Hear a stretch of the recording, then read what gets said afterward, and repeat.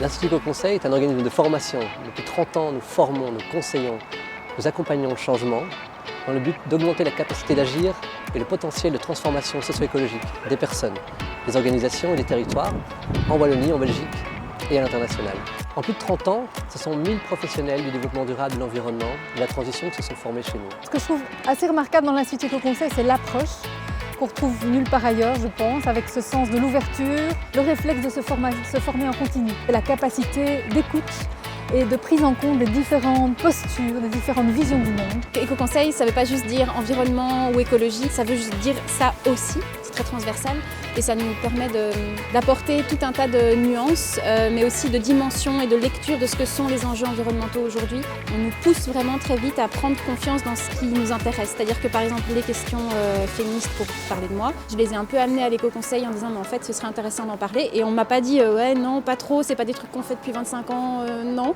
On m'a dit ouais au contraire vas-y, on m'a ouvert la porte super grand. La méthodologie de travail, c'est une méthodologie qui permet de s'imprégner des différents secteurs, différents lieux, des structures dans lesquelles ces éco-conseillers se retrouvent et de proposer des solutions adaptées à ces enjeux. Je suis confronté souvent à des groupes de personnes différentes, à des bénévoles, des citoyens qui réagissent différemment en fonction de leur territoire, des défis auxquels ils sont amenés à répondre.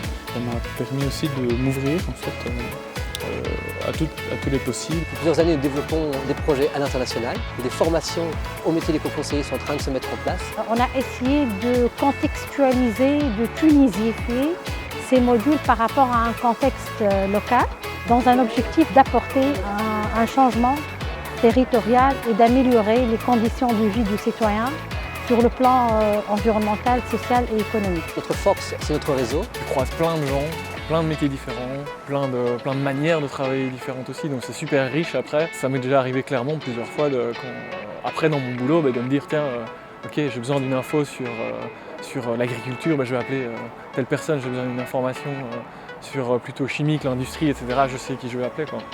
J'avais besoin de comprendre ce que je voulais faire dans la vie, je n'avais aucune idée du job que je voulais faire et ils m'ont clairement donné cette possibilité à devenir ce que tu as envie de devenir. Donc, et ça c'est clairement un tout grand merci à eux de m'avoir aidé en tout cas à faire cette étape-là.